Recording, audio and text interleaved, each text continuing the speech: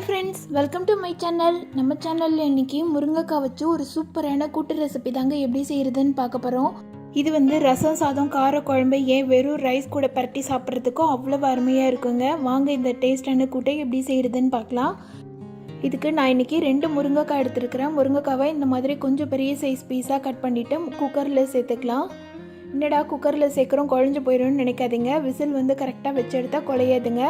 இதுக்கு 1 ஸ்பூன் அளவு பெருங்காயமும் கொஞ்சமாக உப்பும் சேர்த்துக்கலாம். சேர்த்துட்டு ஒரு அரை டம்ளர் அளவு தண்ணி மட்டும் சேர்த்துக்கோங்க. அதாவது தண்ணி ரொம்ப சேர்க்க வேண்டாம், ஏன்னா கூட்டு செய்கிறதுக்கு ரொம்ப நேரம் ஆகும். அதனால் ஒரு அரை டம்ளர் காய் வேகிற அளவுக்கு மட்டும் தண்ணி சேர்த்துட்டு குக்கர் மூடிடலாம்.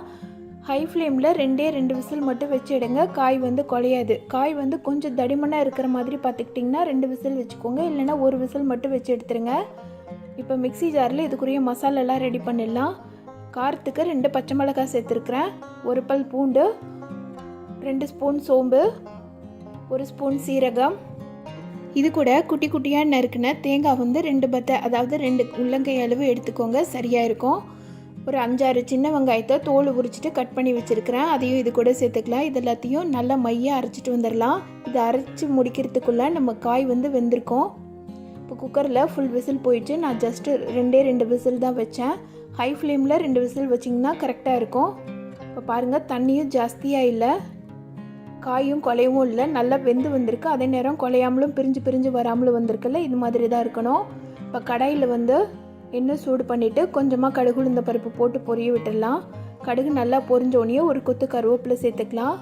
முழு பெரிய வெங்காயம் 1 சின்னதாக நறுக்கி வச்சுருக்கிறேன், அதாவது நீல வாக்கில் அரைஞ்சி வச்சுருக்கிறேன், அதை சேர்த்துக்கலாம். சேர்த்துட்டு வெங்காயம் லைட்டாக கண்ணாடி பதம் வர வரைக்கும் வதக்கிக்கோங்க. நிறைய பேர் காய் குக்கரில் வேக வைக்க மாட்டாங்க. இந்த மாதிரி குக்கரில் செய்யும்போது சட்டுன்னு வேலை முடிஞ்சிடும். ஒரு பக்கம் காயை வேக வச்சுட்டு இன்னொரு பக்கம் நம்ம இதுக்குரிய மசாலாலாம் ரெடி பண்ணிட்டோம்னா ரொம்ப ஈஸியாக வேலை முடிஞ்சிடும். இப்போ வெங்காயம் ஓரளவுக்கு கண்ணாடி பதம் வந்தோடனே நம்ம வேக வச்சுருக்கிற முருங்கைக்காவை அந்த தண்ணியோடையே சேர்த்துக்கலாம். தண்ணியோட அளவு பார்த்திங்கன்னா நம்ம கம்மியாக தான் சேர்த்தோம், அதனால் தண்ணி நிறையா இருக்காது. இது கூட நம்ம அரைச்சி வச்ச பேஸ்ட்டையும் சேர்த்துட்டு மிக்ஸி ஜாரில் கொஞ்சமாக தண்ணி ஆட் பண்ணி அதையும் இது கூட சேர்த்துடலாம். இது காய் ஆல்ரெடி வெந்து வந்த காய்னால ரொம்ப நேரம் ஆகாதுங்க. ஜஸ்ட் இந்த தண்ணிலாம் வற்றிட்டு ஒரு கொதி வந்தோடனே ஸ்டவ் ஆஃப் பண்ணிட்டோன்னா நம்ம முருங்கைக்காய் கூட்டு ரெடி ஆயிரும். இந்த டைமில் உப்பெல்லாம் சரியாக இருக்கான்னு சொல்லி செக் பண்ணிக்கோங்க. இது நல்லா ஒரு கொதி வர வரைக்கும் வச்சுக்கோங்க. அதே நேரம் தண்ணி ஃபுல்லாகவும் வற்ற விட்டுறக்கூடாது, கொஞ்சம் செமி சாலிடாக இருக்கணும். இப்போ மேலே பார்த்தீங்கன்னா லைட்டாக தண்ணி பபிள்ஸ் எல்லாம் வந்ததில்ல, அந்த மாதிரி தான் இருக்கணும். ரொம்ப ட்ரை ஆகிடுச்சுன்னா கூட்டு சாப்பிட்றதுக்கு அந்த அளவுக்கு நல்லா இருக்காது. இந்த மாதிரி கொஞ்சம் மாய்ஸ்டராக, அதாவது தேங்காவோட மிக்ஸ் ஆகி சாப்பிடும்போது ரொம்ப அருமையாக இருக்குங்க. இது ரொம்ப சத்தானதும் கூட. காய்கறி சாப்பிடாத பசங்களுக்கெல்லாம் இந்த மாதிரி கூட்டு வச்சு செய்து கொடுத்திங்கன்னா ரொம்பவே விரும்பி சாப்பிடுவாங்க. இது ரசம் சாதம் கூட ரொம்ப அருமையான காம்பினேஷன். அது மட்டும் இல்லை, காரக்குழம்பு வைக்கிற அன்னைக்கு இந்த கூட்டு செய்து சைடிஷ் வச்சு சாப்பிட்டு பாருங்கள். ஒரு பிளேட் சாப்பிட்ற இடத்துல 2 பிளேட் சாதம் சாப்பிடுவாங்க, அந்த அளவுக்கு ரொம்ப டேஸ்ட்டாக இருக்கும். இந்த டேஸ்டான ஹெல்த்தியான முருங்கைக்காய் கூட்டு ரெசிபியை நான் சொன்ன மெத்தடில் நீங்களும் உங்கள் வீட்டில் செய்து பாருங்கள்.